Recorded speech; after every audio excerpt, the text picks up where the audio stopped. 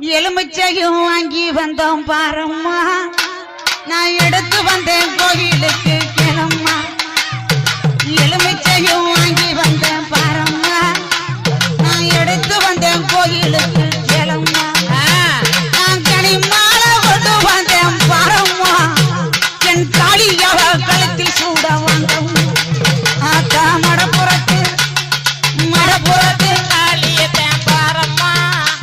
அவ மகிமைகளை சொல்லி வரேன் கேளம்மா அம்மா மடப்புறத்து காளியத்தேன் பாரம்மா அவ மகிமைகளை சொல்லி வரேன் கேளம்மா